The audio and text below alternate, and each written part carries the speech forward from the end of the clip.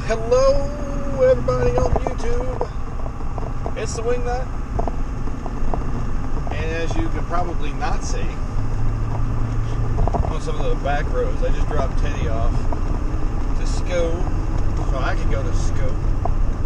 Yes, my truck is dirty. Yes, there's tools everywhere. I know you guys expect better of me because I've shown you better of me, but I'm burning the candle at both ends, going to school and building this property. So the last update, which was long overdue, I actually had shot it in April and then released it first part of June. Some things have happened since then. Still in school. In fact, I've already got the first trimester of school done. Like, I've done everything I'm supposed to do as far as the welding side of the house. I already knocked out all the SMAW projects, sent off my bend tests, did a little bit of extra stuff doing open root pipe, which I've never done open root pipe until I came here because, you know, in the Navy we use backing strips on most of our steel pipes. Very rarely did I do open root anything. I did do open root on plate, and I never really used 6010, but knocked it out in less than a month. And having a few years experience under my belt, you know, just learning to adapt. Now I've started the MIG portion, or the GMAW, which never really did too much of other than aluminum in the Navy and some, you know, zip welding, fixing stuff around my father's farm. So definitely a learning curve on that, and that's going okay. You know, I can't say it's going great because I am struggling with it because I'm trying to break some bad habits, but not necessarily bad. Probably behooved me to close this back glass. It's a little quieter in here. So, you know, not too bad. Normally I wouldn't have started that until September, but I can't complain. You know, doing pretty good with that. One of the things I was brought up in the comments from JR on the last update video was explain the candle thing. Well, I guess I can do that. So this goes back a ways to 2012, 2013. I was breaking out a lot, having a lot of eczema flare-ups for no reason. I'd never had it before, so I started doing patch testing, and come to find out, I'm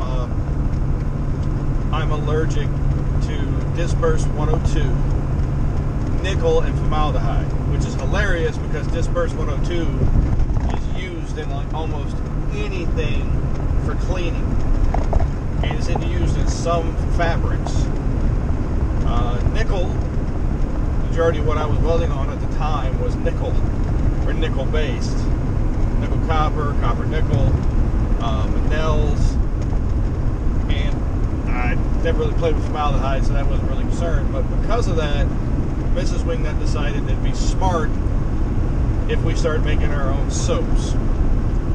Now you're saying, well, this is about candles, not soaps. I'm getting there, don't worry. So the only way we can make sure we had, you know, at least something to clean myself with, because the hypoallergenic soaps, you know, were expensive. And if you buy a white bar of soap, it's got blue dye in it, especially if it's really bright white. It's just how it is. So we started making our own soaps. So that's going from 2012-ish, 2023-ish to date. And in February, we were talking about, on top of making soaps, I'd also made candles a couple times when she said, oh, I would like a really nice beeswax tea candles. And what people were wanting for beeswax tea candles, tea lights, were ridiculous. So what I did was I actually got some molds, and I got some beeswax, and I made candles. And I've done wax pours for pillar candles and things like that since. But we were in January-ish, early February, we were kind of just playing around, and I was looking for a wax melter so we could use that to preheat the oils for making soap.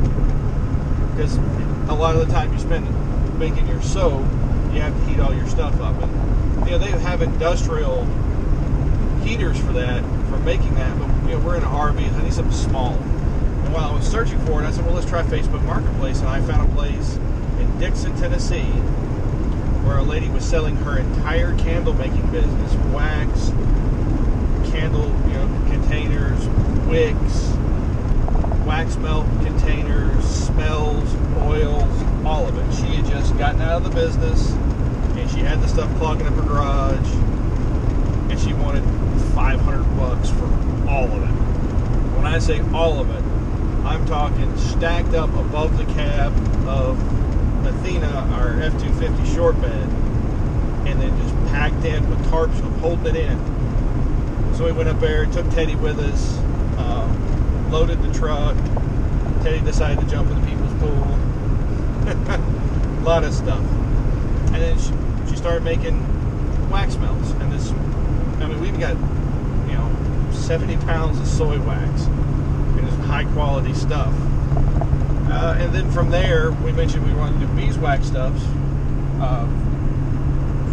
Had a family friend that does an apiary, and he's like, well, if you want some, you just got to clean out my frames. I got a bunch of old wax. I ended up with several truckloads of old frames that we processed, and now we've got a lot of beeswax. We're not even done. We still got to do, my dad's fucking bee frames as well, which is about the same amount that we'd already done.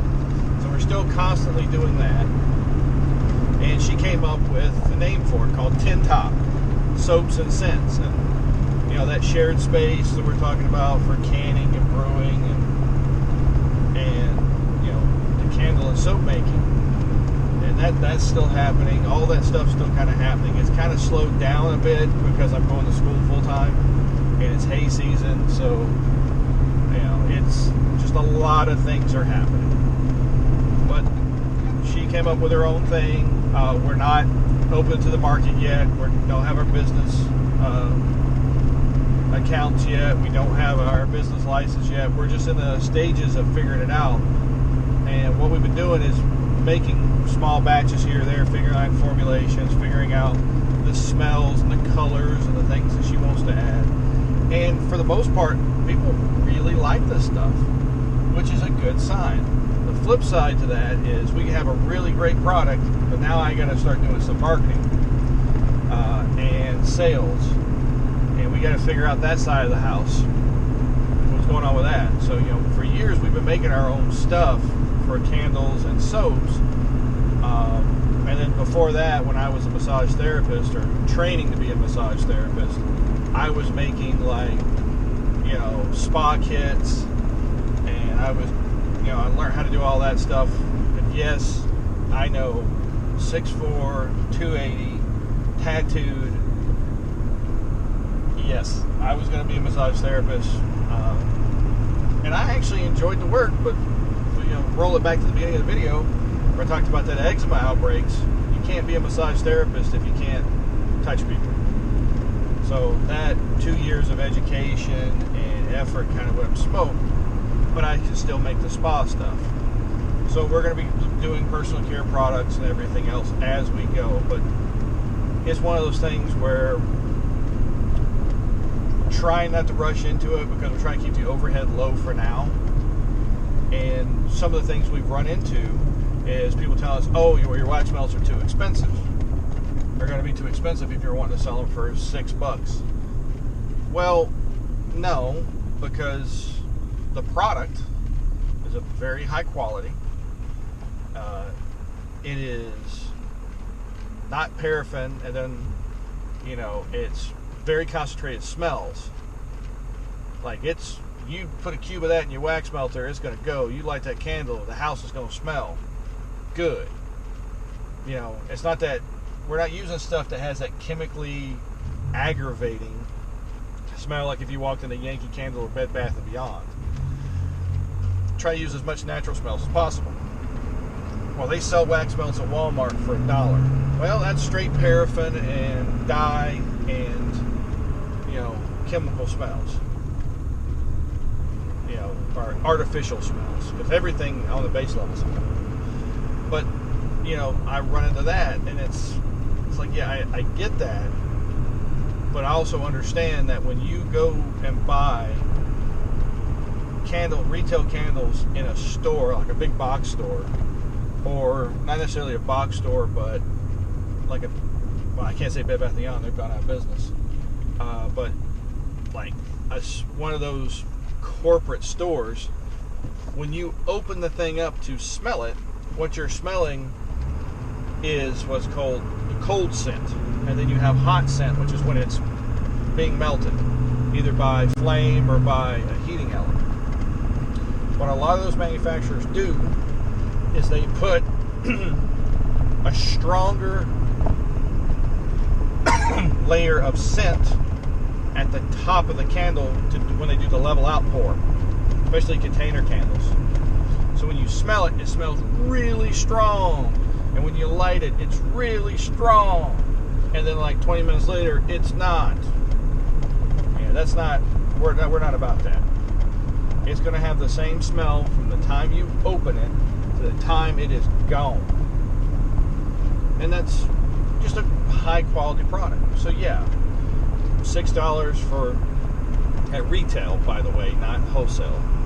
At retail, for wax melts, is high. Especially for an area like this. However, it's a very high quality product, and if I can't sell it here, I have to go and find a place to sell it somewhere else, so be it. And Mrs. Wingnut's the brains behind the operation. I'm just the guy wheeling and dealing. Yeah, I'm learning that, and she's teaching me as we go, so it's pretty neat. So yeah, that's kind of the candle thing. And then as soon as we can get the space finished, then we can worry about getting the soap stuff out and start making soap. For the soaps, we were talking about doing using lard as the base fat, since lard is a byproduct of meat processing, and we have our own critters. So, well, sorry, I had to get a sip of my coffee. So, you know, lard and lye makes a really nice hard bar of soap.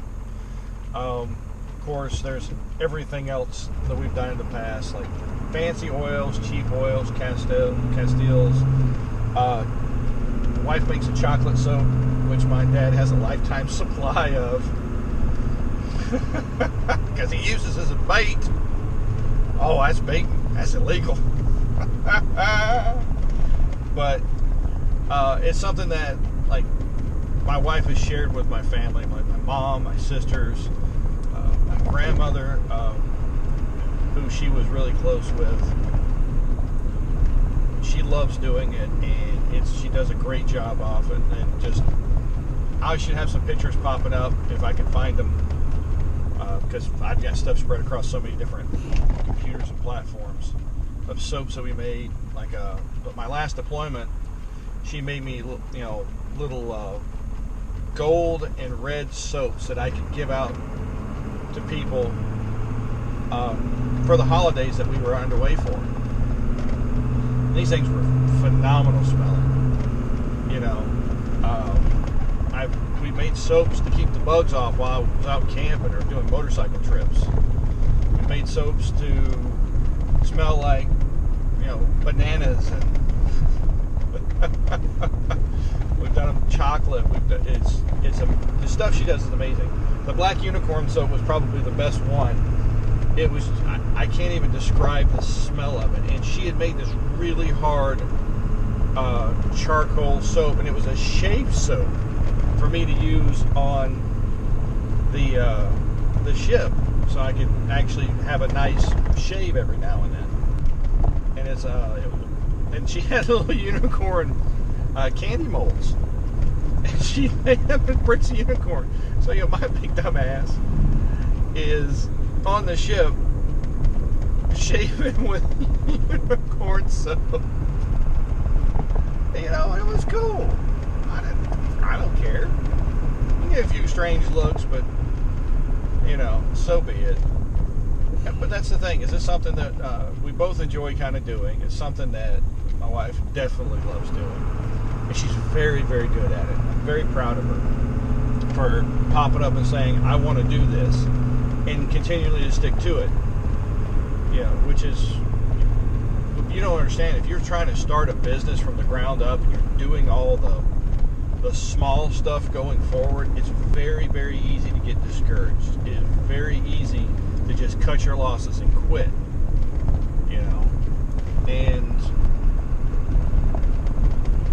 it just is, and that's something that we intend to do. So that's what's going on with that. Nice blinker. Sarcasm. So, you know, maybe one day you might see a Tin Top Soap and Scents product, you know, on the internet or featured on the channel. Who knows? You know, or it may not come to anything, but it's a risk and it's something that we want to do. If I've got to pack the motorcycle full of candles and soaps and scents, and strap a folding table to the back of it, and go to flea markets to get started, so be it. I mean, I'm willing to put the work in because my wife's putting the work in, and it's great. It's something that we can both do to a point. Like some scents that she uses, I can't be around, an instant migraine trigger. But past that, it's something that's just awesome. You know, we've given some away, and that's people ask, and it's just something awesome. I know I'm kind of rambling with it, but I'm really, really proud of my wife. I'm really, really thankful for my family that's been helping me with this. And I'm really thankful for the people who've tried the products and have given us feedback. We're taking notes. So we'll see. We'll see how it goes, everything else. But I'm at SCO. They haven't unlocked it yet because I'm hella early as always, because I can't get over the military thing of early is on time. So everybody, it's the Wingnut. Like, dislike, subscribe, hit that notification bell. It's on you.